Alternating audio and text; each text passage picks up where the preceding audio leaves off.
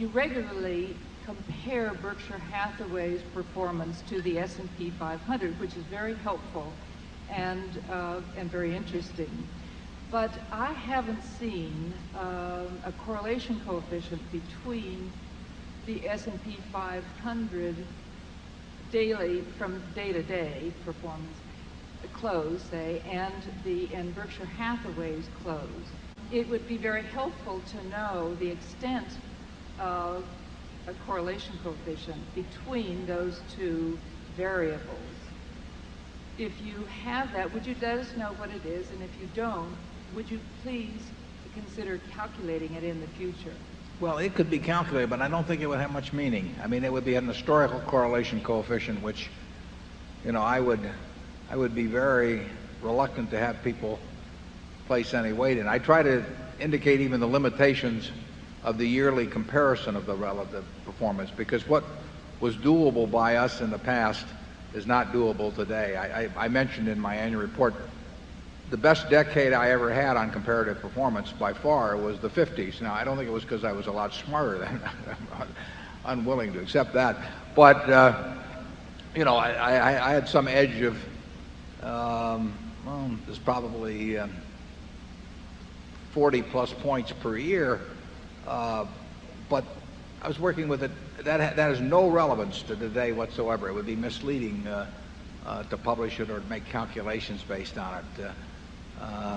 So I think that you would find, I don't know what you'd find on a specific correlation between Berkshire and the S&P. You'd find a lot of correlation. Well, you might not find so much even. You'd find it in intrinsic value between that and Coke and a few stocks like that. But I don't really think that's particularly useful information going forward. We'd have no objection anybody wants to make the calculation, but it wouldn't be something that would be of any utility to us. And if we don't think it's of utility to us, we don't want to put it out for shareholders as being a possible utility. We do think that the S&P annual calculation has some meaning because it's an alternative for people to invest. They don't need us to buy the S&P. So unless over time we have some advantage over that, you know, what are we contributing? What value is added by our management? So we think that people should hold us accountable, even though we would prefer not to be, because that it is a tough comparison for us as a tax-paying entity against the pre-tax calculation on the S&P. But we don't pay any attention to beta or any of that sort of thing. It just doesn't mean anything to us. We're only interested in price and value, and that's what we're focusing on all the time. And any kind of market movements or anything don't mean anything. I don't know what Berkshire is selling for today, and it really makes no difference. You know, it just doesn't make any difference. What does count is where it is 10 years from now. And I can't tell you what it was selling for on May 4th, 1983 or May 4th, 1986. So I don't care what it sells for on May 4th, 1998. I do care, you know, where it is in general 10 years from now. And that's where all the focus is. Charlie? Yeah, we're publishing data in the form where we would like it if we were the passive shareholder. And so you're getting the data and you're getting it on a time schedule based on what we would want if we were in your position.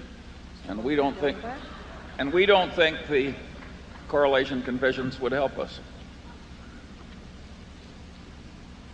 We don't think anything that relates either to volume, price action, relative strength, any of that sort of thing. And bear in mind, when I was in my teens, I used to eat that stuff up. I mean, I was making calculations based on it all the time and kept charts on it and even wrote an article or two on it. But it just has no place in the operation now. One of the pleasant things about dealing with Warren all these years is he's never talked about a correlation coefficient. If the correlation isn't so extreme you can see it with the naked eye, he doesn't compute it. Yeah. Okay, we're going to go to Zone 6, and I'm going to have a dilly bar, and Charlie's got one here too. These are terrific.